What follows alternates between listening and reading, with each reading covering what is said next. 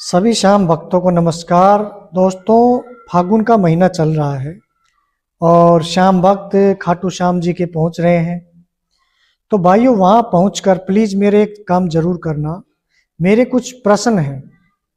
अगर आपको वहां पर कोई भी जानकार मिले, कोई संत महात्मा मिले, विद्वान मिले, तो कृपया करके उनसे ये कुछ प्रश्न हैं, इनके उत्तर जरूर पूछना और मुझे कमेंट बॉक्स में जरूर बताना।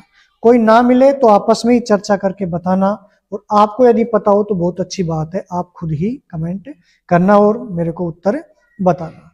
दोस्तों, क्योंकि ये जो प्रश्न है ये मेरी जिज्ञासा के प्रश्न है, किसी की भावनाओं को आहत करने का मेरा कोई उद्देश्य नहीं है, ना ही कोई ऐसी कोई विद्वता की बात है। तो भाइयों, एक तो बात ये कि हम सब कहते सुनते हैं कि हारे का सहारा बाबा श्याम हमारा। तो मेरे कहने का मतलब ये है या पूछने का मतलब ये है कि जब श्री कृष्ण जी और बर्बरीक का सामना हुआ, उनकी मुलाकात हुई महाभारत के समय, तो उस समय पर भी समस्या मेरे हिसाब से तो यही आई थी कि बाबा श्याम हारे का सहारा बनना चाहते थे, लेकिन श्री कृष्ण ने तो उनको रोक दिया था और कहा था कि आप हारे का सहारा नहीं बन सकते, क्योंकि बर्बरीक ने यह नहीं कहा था कि मैं धर्म का सहारा बनूंगा और अधर्म का विरोध करूंगा। उन्होंने तो कहा था कि मैं तो हारे का सहारा बनूंगा, उधर से युद्ध करूंगा जो हारेगा बस। तब भगवान कृष्ण ने कहा था कि ये जो आपकी स्थिति है, परिस्थिति है, ये जो आपके वचन है, ये तो असंतुलन के कारण बनेंगे।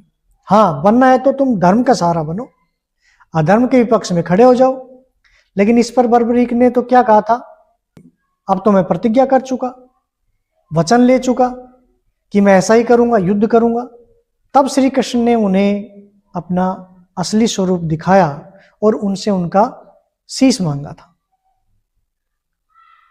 तो दोस्तों, प्रश्न ये है कि कोई कैसे कह सकता है कि ऐसी स्थिति में इतना वचन लेने के बाद में बर्बरीक ने शीश का दान दिया था, युद्ध नहीं किया, और युद्ध के कारण उनका शीश श्री कृष्ण जी ने नहीं लिया।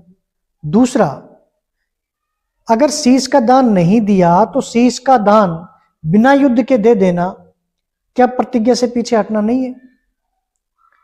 और यदि उन्होंने श्री कृष्ण की बात मानी ही थी तो उन्होंने ये बात क्यों नहीं मान ली कि वो धर्म के पक्ष में युद्ध कर ले, पांडवों के साथ मिलकर पांडवों के पक्ष में युद्ध कर ले? क्योंकि पांडव तो उनके दादा थे, धर्म के पक्ष में भी थे, और श्री कृष्ण भी खुद भी तो धर्म के पक्ष में थे। जब श्री कृष्ण पांडवों के पक्ष में थे तो ऐसी स्थिति में बर्बरीक उनके साथ क्यों नहीं आई? खैर, एक बात और है कि ऐसा कहा जाता है, माना भी जाता है कि भगवान श्री कृष्ण ने उनकी ही मांग पर, बर्बरीक की मांग पर, कि मैं अगर इस युद्ध में भाग नहीं लूं, आप कह रहे हो तो ठीक है, तो कम से कम इतना तो आप कर दीजिए कि मैं इस युद्ध को देख सकूं, मेरी इच्छा है इस महान युद्ध को देखने की। और इस पर श्री कृष्ण ने उनके मस्तक को एक पहाड़ी पर स्थापित कर दिया था, जहां से उन्होंने महाभारत का पूरा युद्ध देखा, और उसके बाद उन्होंने मोक्ष की प्राप्ति की। और उसके बाद ही श्री कृष्ण जी ने उनको वरदान दिया था कि आज के बाद तुम बर्बरीक नाम से नहीं बल्कि मेरे नाम श्याम से जाने जाओगे, श्याम के रूप में ही तुम पूजे जाओगे। तो यहां मेरी एक जिज्ञासा और है, एक और प्रश्न है जिसकी चर्चा मैं आगे करूंगा। अभी तो ये ही कि पहली बात तो यही कि श्री कृष्ण ही नहीं चाहते थे कि कोई केवल हारे का सहारा बने। श्री कृष्ण तो ये चाहते थे कि कोई बने तो धर्म का सहारा बने, न कि हारे का सहारा। और आज जब मैं इतनी भीड़ देखता हूं, भीड़ को जाते हुए देखता हूं, तो कई बार ऐसा लगता है कि ये जो श्याम जी के दर पर इतनी भीड़ लगती है, उसका कारण कहीं उनके भीड़ के अंतर्मन में यह तो नहीं है कि मैं चाहे कुछ भी करूं, कोई भी अधर्म का कार्य करता रहूं, अधर्म के रास्ते पर चलता रहूं, पाप कर्म करता रहूं, कोई भी रास्ता अपनाऊं, कोई भी उद्देश्य लेकर चलूं, कोई भी कुकर्म करूं, कोई भी दुष्कर्म करूं, किसी को भी धोखा दूं, कुछ भी करूं, क्योंकि श्याम जी तो हारे का सहारा है, मैं अगर हारूंगा तो श्याम जी मेरा सहारा बनेंगे। तो दोस्तों ये बात जचने वाली बिल्कुल नहीं है। अगर आप इस बात पर विश्वास करते हैं किसी भी स्थिति में श्याम जी मेरा साथ देंगे, तो कहीं ना कहीं आप श्री कृष्ण पर अविश्वास कर रहे हो। श्री कृष्ण जी का तो अलग मानना था, क्योंकि श्री कृष्ण जी तो इस बात के बिल्कुल खिलाफ थे, और इतने खिलाफ थे कि उन्होंने बर्बरीक का सिर धड़ से अलग करना स्वीकार किया।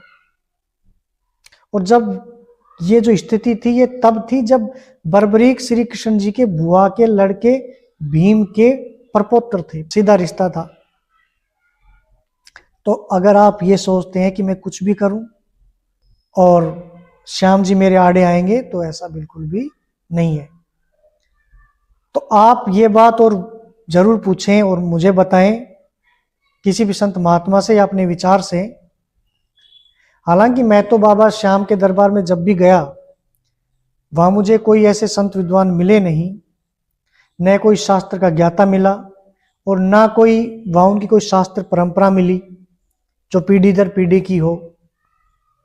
मैं तो जब भी वहां गया हूं, वहां एक अलग ही नज़ारा दिखा, एक अलग ही मस्ती में मस्त लोग मिले हैं। और उन मस्तों और भक्तों की भीड़ में युवा वर्ग की अधिकता ज़्यादा मिली है, जो अक्सर गुलाब का फूल लिए हुए अपनी मंजिल की तरफ बढ़ते हुए दिखाई देते हैं। और बहुत बार तो लगता है कि उनकी मंजिल बाबा श्याम भी हो सकते हैं या कुछ और भी उनकी मंजिल हो सकती है।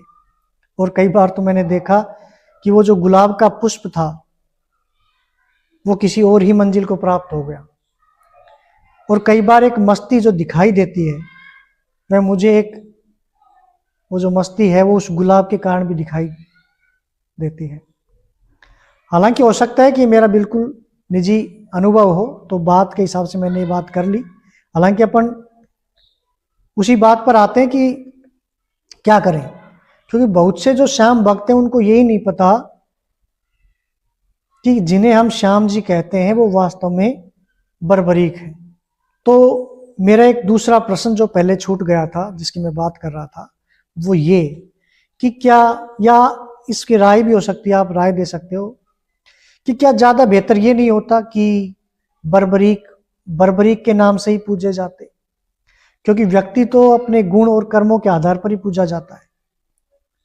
तो वो जो गुण थे, वो जो कर्म थे, वो तो बर्बरीक के ही थे। फिर बर्बरीक क्यों नहीं पूजे गए? वो बर्बरीक जो 3 बाणों से सब कुछ जीत लेने की क्षमता रखते थे। मुझे इसका उत्तर कहीं मिला नहीं, न ही इसका उत्तर सीधा सीधा कोई शास्त्र देता है। तो दोस्तों ये जो मेरी छोटी सी जिज्ञासा थी, 2-4 प्रश्न है, इनके उस उत्तर आपको यदि मिले अपने विचार से, किसी विद्वान के विचार से या किसी जानकार के विचार से, उनके ज्ञान से, तो आप कमेंट बॉक्स में जरूर लिखें। धन्यवाद, नमस्कार, जय सनातन।